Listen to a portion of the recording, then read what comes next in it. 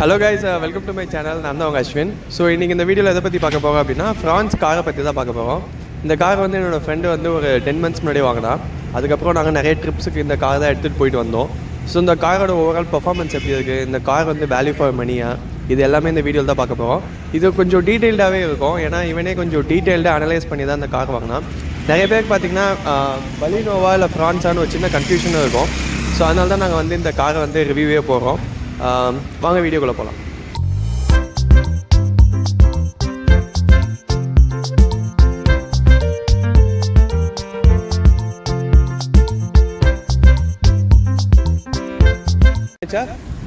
So guys, இவன் தான் என்னோட ஃப்ரெண்டு ராஜசேகர். இவன் தான் இந்த கார் வாங்கினது.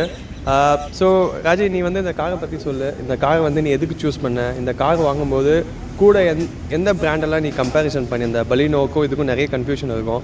இந்த காரில் பிடிச்சது என்ன? பிராண்டுக்காகவா, ஃபியூச்சருக்காகவா, டிசைனுக்காகவா, எதுக்காக இந்த கார் வாங்கினேன்? ஸோ கொஞ்சம் டீட்டெயிலாக எல்லாருக்கும் சொல்லு. Hi friends. ஹாய் மச்சான். சரி, ஓகே. ஸோ ஃபஸ்ட்டு கார் வாங்கணும்னு சூஸ் பண்ணோன்னே நான் ஃபஸ்ட்டு சூஸ் பண்ணது பட்ஜெட்டை தான். இந்த பட்ஜெட்குள்ளே கார் வேணும் அப்படின்னு சொல்லி தான் நான் பார்க்க ஆரம்பித்தேன். ஸோ ஸ்டார்ட் பண்ணது என்னமோ 7 lakhs என்ன கார் வருதோ ஆன் ரோடில் அது வாங்கலான்னு ஸ்டார்ட் பண்ணோம். அப்படி இருக்கும்போது மேக்னைட் இருக்குது, அப்புறம் பஞ்ச் இருக்குது. ஸோ இதெல்லாமே காம்பேக்ட் எஸ்யூவியாக இருந்தது. ஸோ அதனால் எப்பவும் போல் எல்லார் மாதிரியும் அதை ஸ்டார்ட் பண்ணோம். அதுக்கப்புறம் பார்த்தா அதான் 3 cylinder இருந்தது. ஸோ அதுக்கப்புறம் தான் இன்ஜின் வைஸ் கம்பேர் பண்ண ஆரம்பித்தேன். சரி, என்னென்ன ஆப்ஷன்ஸ் இருக்குதுன்னு பார்க்கும்போது 3 cylinder 4 cylinderன்னு நிறைய ஆப்ஷன்ஸ் இருந்தது. ஸோ அதனால் அதுக்கப்புறம் இதெல்லாம் 4 cylinder அதெல்லாம் சூஸ் பண்ணி நான் ஷார்ட் லிஸ்ட் பண்ணி வச்சுருந்தது பார்த்தோன்னா i20, பலினோ, ஃப்ராங்க்ஸு, அடுத்து மஹேந்திராவில் எக்ஸ்யூவி 300 இருந்தது. ஸோ இதெல்லாம் சூஸ் பண்ணி வச்சுருந்தேன். அதில் நம்ம பட்ஜெட் தாண்டி தான் எல்லாமே இருந்தது. ஸோ i20 இருக்கட்டும், எல்லாமே பட்ஜெட் தாண்டி இருந்தது. அதில் சரி, பட்ஜெட் வைஸில் நமக்கு ஓகேவாகவும் அப்புறம் அதோட ரன்னிங் காஸ்ட்டு, மெயின்டெனன்ஸ் காஸ்ட்டு எல்லாம் பார்க்கும்போது எனக்கு ஃப்ராங்க்ஸ் பிடிச்சிருந்தது. ஸோ அதனால் ஃப்ராங்க்ஸ் சூஸ் பண்ணேன். ஸோ இந்த காரில் வந்து உனக்கு ரொம்ப பிடிச்சது டிசைனா இல்லை இன்ஜினா? எதுக்காக இந்த கார் வந்து நீ வாங்கின? பிகாஸ் வந்து இப்போது நான் பார்த்த வரைக்கும் எல்லா வீடியோவில் என்ன சொல்கிறாங்க அப்படின்னா, நான் கேட்ட வரைக்குமே பலினோட இதோட அதிக ஃபியூச்சர் இருக்குது. லைக் பலினோவில் வந்து உங்களுக்கு வந்து ஹையஸ்ட்டு எண்டே பார்த்தோன்னா உனக்கு 11.5 கிடைக்குது. இப்போ நீ இதுவே வந்து 10.5 கொடுத்து வாங்கினேன். ஸோ இந்த ஹை எண்டுக்கு வாங்கிறதுக்கு பதிலாக எதுக்கு இந்த ஃப்ரான்ஸை சூஸ் பண்ணேன்? இதில் ஆக்சுவலாக ஃபியூச்சர் வந்து கம்மின்ற மாதிரி நிறைய பேர் சொல்லியிருந்தாங்க. ஸோ அப்படி இருக்கும்போது உனக்கு அந்த சாக்ரிஃபைஸ் எப்படி பண்ண முடிஞ்சது? ஸோ அதான் அதை பற்றி சார். ஓகே. ஸோ பலினோவா ஃப்ராங்க்ஸான்னு பார்க்குறது எண்டில் அதுதான் வந்து நின்றுது. ஸோ 2 ஆப்ஷன் இருந்தது. ஒரே பிராண்டு, ஒரே இன்ஜின் தான். பலினோக்கும் ஃப்ராங்க்ஸுக்கும் வேறு இன்ஜின் கிடையாது, ஒரே இன்ஜின் தான். ஸோ அதில் வந்து நிற்கும் போது எனக்கு லுக் வைஸ் ஃப்ராங்க்ஸ் ரொம்ப நல்லா இருந்தது. ஆமாம். ஸோ ஆல்ரெடி நம்ம வந்து பர்ஃபார்மன்ஸ் சாக்ரிஃபைஸ் பண்ணிட்டேன். ஸோ இதில் வந்து நம்ம ஒரு டர்போ இன்ஜின் அளவுக்கோ இல்லை என்லைன் அளவுக்கோ பர்ஃபார்மன்ஸ் இருக்காது. ஒரு நேச்சுரலி ஆஸ்பெக்டட் இன்ஜின் தான். பர்ஃபார்மன்ஸ் சாக்ரிஃபைஸ் பண்ணியாச்சு. எதுக்கும் லுக்கை ரொம்ப சாக்ரிஃபைஸ் பண்ணோன்னு எனக்கு ஃப்ராங்க்ஸ் ரொம்ப பிடிச்சிருந்தது. லுக் வைஸ் ஒன்று. அடுத்து கிரவுண்ட் கிளியரன்ஸ் ரொம்ப இம்பார்ட்டன்ட். நம்ம இந்தியன் ரோட்ஸ்க்கு கிரவுண்ட் கிளியரன்ஸ் ரொம்ப இம்பார்ட்டண்ட்டாக இருந்தது. ஸோ நான் வாங்கி எனக்கு கிரவுண்ட் கிளியரன்ஸ் ரொம்பவே ஹெல்ப்ஃபுல்லாக இருந்தது. இது வரைக்கும் நான் எங்கேயும் ஒரு வாட்டி கூட எனக்கு கீழே தட்டவே இல்லை. ஸோ கிரவுண்ட் கிளியரன்ஸ் நல்லா இருந்தது. இது 2வது ரீசன்.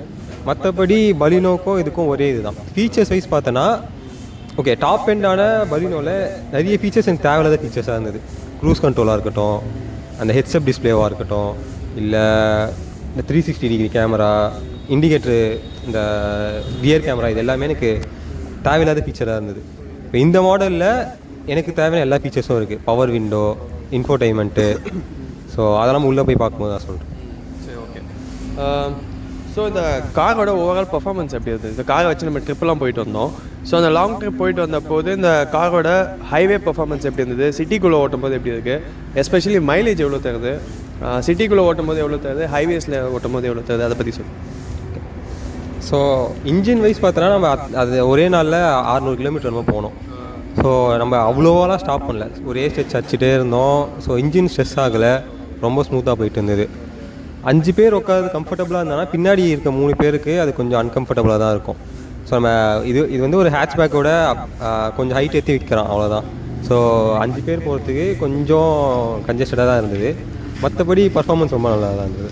ஸோ நாங்கள் போனது வேறு, நம்ம கொஞ்சம் பல்கான ஆள் ஒருத்தர் இருக்கார், அவர் இருந்ததால் இன்னும் கொஞ்சம் கன்ஜஸ்டடாக தான் இருந்தது.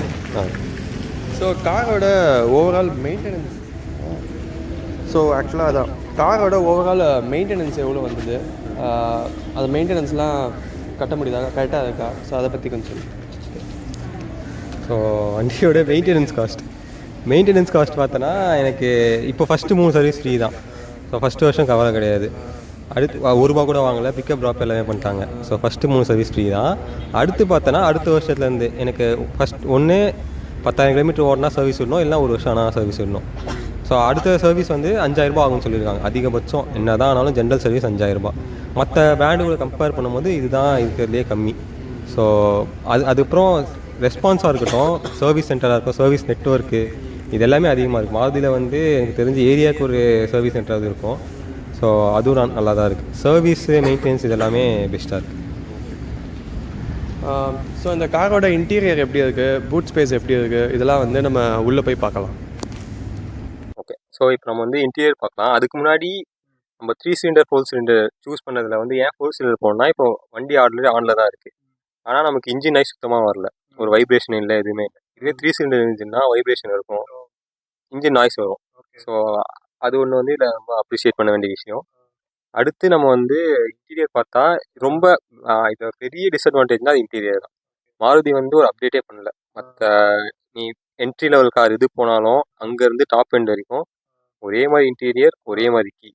ஸோ அவங்க அதை இம்ப்ரூவ் பண்ணால் நல்லாயிருக்கும். அதை தாண்டி இதில் என்ன இருக்குதுன்னு பார்த்தீங்கன்னா, ஆட்டோமேட்டிக் கிளைமேட் கண்ட்ரோல் ஏசி இருக்குது. அடுத்து ஒரு 10 இன்ச் இன்ஃபோடெயின்மெண்ட் சிஸ்டம் இருக்குது. ஸோ இது வந்து போத் ஆண்ட்ராய்டு, ஆப்பிள் ரெண்டுமே சப்போர்ட் பண்ணும். அடுத்து நம்ம இன்ஸ்ட்ருமெண்ட் கஸ்டர் வந்தோன்னா ரொம்ப பேசிக்கானது, நமக்கு தேவையான எல்லாமே இருக்குது. ஸோ அதுதான். அடுத்து பார்த்தோன்னா இங்கே ஸ்டியரிங் மவுண்ட்டில் நம்ம கால் கட் பண்ணுறது, அட்டன் பண்ணுறது அதெல்லாம் இருக்குது. அந்த மீடியா சிஸ்டம் கண்ட்ரோல் பண்ணுறது, பாட்டு மாற்றுறது, மியூட் பண்ணுறது அதெல்லாம் இருக்குது. அதை தாண்டி இங்கே வந்து ட்ராக்ஷன் கண்ட்ரோல் இருக்குது. ஸோ ஆட்டோ ஆன் ஆஃப் இருக்குது. இப்போ நம்ம டிராஃபிக்கில் நிற்கிறோன்னா பெட்ரோல் சேவ் பண்ணால் அதுவே ஆஃப் ஆகிடும், அது இருக்குது. அப்புறம் இது எல்லாமே பவர் விண்டோ. ஸோ இது 4 பவர் விண்டோ. டிரைவர் சைடு மட்டும் 1 டச் பவர் விண்டோ. நம்ம ஒரு வாட்டி ப்ரெஸ் பண்ணால் அது ஆட்டோமேட்டிக்காக இது ஆகிடும். ஓஆர்விஎம்மும் ஆட்டோமேட்டிக், அதுக்கான ஸ்விட்சஸும் இங்கே இருக்குது. ஸோ அடுத்து வேனிட்டி மிரர் பார்த்தா இந்த சைடு மட்டும் மிரர் இருக்குது, இங்கே டிரைவர் சைடில் மிரர் கிடையாது. அதுக்கப்புறம் அந்த சன்கிளாஸ் ஹோல்டர் கிடையாது, இது ஒரு டிஸ்அட்வான்டேஜ். அடுத்து ஸோ சார்ஜர் பார்த்தீங்கன்னா இதில் நான் அடிஷ்னலாக போட்டிருக்கேன் இந்த டியூரசலோடது. அது இல்லைனா இங்கே வந்து அந்த நார்மல் அடாப்டர் தான் இருக்குது, 12 வோல்ட் அடாப்டர் தான் இருக்குது. இந்த மாதிரி யூஎஸ்பியோ இல்லை யூஎஸ் டைப் சி எதுவுமே கிடையாது. இது ஒன்று. ஸோ ஓகே, ஸோ இப்போ நம்ம இன்ஜினை பற்றி பார்த்துடலாம். இன்ஜின் பே ஏரியா எப்படி இருக்குது அதை பற்றி பார்க்கலாம். ஓகே, ஸோ இது வந்து நேச்சுரலி ஆஸ்பெக்டட் இன்ஜின், 4 சிலிண்டர் இன்ஜின். அப்புறம் ஸோ இது 1.2 லிட்டர். இது வந்து மாருதிலே ரொம்ப ரிலையபிளான இன்ஜின். ரொம்ப வருஷமாக பலினோவில் இருக்குது, நமக்கு தெரிஞ்ச ரொம்ப ட்ரஸ்டபிளான இன்ஜின். இது ரொம்ப வருஷம் வரும். ஸோ இதை தாண்டி இதில் இன்ஜின் பேக் பண்ணியிருக்க விதம் ரொம்ப நல்லா இருக்குது, நல்லா ஸ்பேஷியஸாக இருக்குது. கீழே வந்து ஒரு பேட் மாதிரி ஒன்று கொடுத்துருக்கானுங்க, ஸோ எலிலாம் வராமல் இருக்கிறதுக்கு. இருந்தாலும் எலி வருது. ஓகே, இப்போ நம்ம வந்து இன்ஜினோட பூட் ஸ்பேஸ் என்ன இருக்குது எப்படின்னு பார்க்கலாம். ஓப்பன் பண்ணி வச்சா ஸோ இது வந்து 308 லிட்டர் பூட் ஸ்பேஸு. இது நம்ம அன்றைக்கி ட்ரிப்பு போனப்போ 5 பேர் லக்கேஜோடு போனோம். ஸோ நம்ம பேச்சுலர்ஸாக போனதால் லக்கேஜ்லாம் அதிகமாக இல்லை, ஸோ அது கம்ஃபர்டபுளாகவே இருக்குது. ஓகே, ஸோ அதை தாண்டி பார்த்தோன்னா டயரும் இங்கே தான் இருக்குது. ஸோ இதுக்கு கீழே டயர் இருக்குது, ஸ்டெப்னி கீழே இருக்குது. இதையும் நம்ம ஓப்பன் பண்ணால் தெரியும். ஸோ அடுத்து அந்த நம்ம இன்கேஸ் பஞ்சர் ஆகிடுச்சுன்னா அதுக்கு டூல் கிட்டு, அந்த ஜம்பர் மாதிரியான பொருள்லாம் இதுக்குள்ளே தனியாக இங்கே கொடுத்துருக்காங்க. ஸோ இதை தாண்டி 5 பேருக்கானது நம்ம பேச்சுலர்ஸாக போகும்போது கரெக்டாக இருந்தது. ஃபேமிலிக்கு நம்ம 5 பேர் ஒரு 2 வாரம் தங்குற மாதிரினா நம்ம இதெல்லாம் கழட்டுற மாதிரி இருக்கும். ஆமாம், ஸோ இதெல்லாம் இந்த பார்சல் ட்ரேலாம் கழட்டிட்டா ஓரளவுக்கு மேனேஜ் பண்ணலாம். இல்லை 3 பேர் தான் ட்ராவல் பண்ணுறோம் அப்படின்னா நமக்கு வந்து ஸ்பிட் சீட் இருக்குது. ஸோ இதில் 60/40 ஸ்பிட் சீட் இருக்குது. நம்ம 3 பேர் தான் ட்ராவல் பண்ணுறோன்னா அந்த 2 சீட்டை மடக்கிட்டா நமக்கு தாராளமாக பூட் ஸ்பேஸ் இருக்கும், நம்ம நிறைய வச்சு எடுத்துட்டு போகலாம். ஸோ அவ்வளோதான். ஓகே, ஸோ அடுத்து நம்ம இன்டீரியர் தாண்டி இதில் என்ன நம்ம டிஸ்கஸ் பண்ணால், இது சேஃப்டி பார்த்தோன்னா இன்னும் ஒரு குளோபல் என்கேப்போ இல்லை என்கேப் ரேட்டிங் எதுவுமே வரல. அவனும் கிராஷ் டெஸ்ட் விடல. யூஸ்வலாக வாதி விட மாட்டான், விட்டா தெரிஞ்சிடும்னு. ஸோ ஆனால் இதுக்கும் விடலை. ஆனால் இது ஒரு மெட்டல் குவாலிட்டி இம்ப்ரூவ் பண்ணியிருக்கோம் அப்படின்னு சொல்லியிருக்காங்க. நிறைய அவன் இன்டர்னல் கிராஷ் டெஸ்ட் வைக்கும் போதும் ஓகேவா இருந்தது. ஸோ அட்லீஸ்ட் 3 ஸ்டாராவது வரும் நான் நினைக்கிறேன். அவன் இன்னும் வீட்டில் விட்டானா பார்ப்போம். ஸோ அது ஒன்று. அடுத்து ரோட் நாய்ஸ். ஸோ இதில் ரோட் நாய்ஸ் நல்லாவே வருது. நம்ம ட்ரிப்பு போகும்போதும் சரி, இப்போ ரோடு போகிறதுக்காக அந்த ரோடை பள்ளம் தோண்டி வச்சுருக்காங்க, இல்லை அது ஃபுல்லாக ஒரு மாதிரி கீறி வச்சுருக்காங்கன்னா ரோட் நாய்ஸ் நல்லாவே வருது. அதை வந்து நம்ம ஏதாவது பாட்டு போட்டு மேட்ச் பண்ணிக்கிட்டு கேட்காத மாதிரி இருக்க வேண்டியது. அடுத்து பின்னாடி ஒரு கம்ஃபர்ட் பார்த்தோன்னா, இப்போ ஒரு 5-6 ஃபீட் இருக்காங்கன்னா கண்டிப்பாக மேலே தலை இடிக்கும். காற்று எவ்வளோ ஃபீட் இருக்கு? 5.8. ஆமாம். ஸோ அது அந்த மாதிரி 5.8 இருந்தால் தலை இடிக்காது. இப்போ 3 பேர் பின்னாடி கம்ஃபர்டபுளாக உட்கார முடியுமானா முடியாது. கொஞ்சம் அட்ஜஸ்ட் பண்ணி தான் உட்காரணும். நம்ம போனப்பவே நம்ம பார்த்தோம். ஸோ அது ஒன்று. அதுவும் ஒரு ஸோ இந்த தலை இடிக்கிறது இந்த வண்டியோட டிசைன்னால, இது கூப்பே மாடல்ன்றதால பின்னாடி கொஞ்சம் இறக்கமாக வருது. So mileage car. ஆமாம். ஸோ ஹைவேஸில் நம்ம கரெக்டான ஸ்பீடு, கரெக்டான ஏர்லாம் வச்சு நம்ம ஹைவேஸில் போனால் 21 22 வருது சாலிடாக.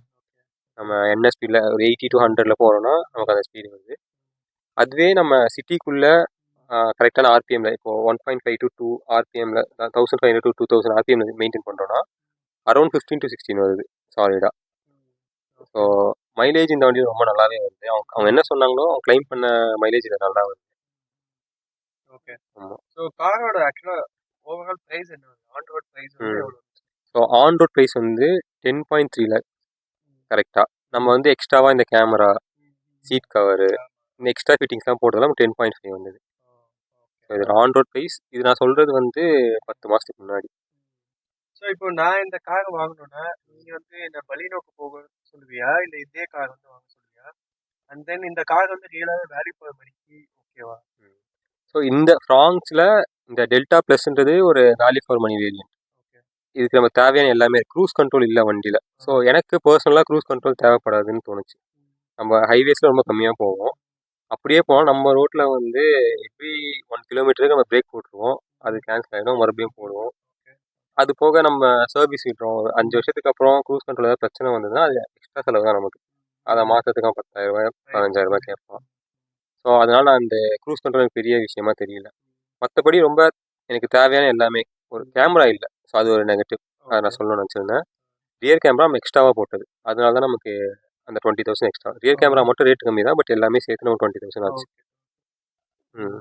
ஸோ எஸ், இது ஒரு வேல்யூ ஃபார் மணி வேரியன்ட் தான். பலினோவா இதுவான்றது பர்சனல் சாய்ஸ் தான். உனக்கு கிரவுண்ட் கிளியரன்ஸ் வேணாம், பலினோ லுக்கு பிடிச்சிருக்குன்னா நீ பலினோ போகலாம் தாராளமாக. அதுவும் இதுவும் ஒரே இன்ஜின் தான், ஒரே மைலேஜ் தான், எல்லாமே ஒன்று தான். ஸோ லுக் வந்து சப்ஜெக்டிவ். உனக்கு ஒரு பிடிக்கும், எனக்கு ஒன்று பிடிக்கும். ஸோ அதுதான் பலினோ நீ சூஸ் பண்ணிக்கோ. ஸோ கைஸ், இதுதான் இந்த வீடியோவில் நாங்கள் கவர் பண்ண நினச்சோம். ஸோ ஓரளவுக்கு இந்த வீடியோவில் வந்து டீட்டெயில்டாக கவர் பண்ணியப்போன்னு நினைக்கிறேன். அப்படி நாங்கள் எதாவது மிஸ் பண்ணியிருந்தா கூட நீங்கள் கூட கமெண்ட் செக்ஷனில் சொல்லலாம். இல்லை வேறு ஏதாவது டவுட் இருந்தால் கூட நீங்கள் கமெண்ட் செக்ஷன் பூஜி வச்சுக்கலாம். வேறு ஏதாவது இருந்தால் கூட நீங்கள் கமெண்ட் செக்ஷனில் எங்கிட்ட கேட்கலாம். அதில் வந்து நாங்கள் ராஜசேகர் இல்லை கார்த்தி இல்லை நாங்கள் யாராவது அட்ரஸ் பண்ணுவோம். ஸோ மறுபடியும் ஒரு நல்ல வீடியோவில் வந்து உங்களை பார்க்க. தேங்க்யூ, பாய்.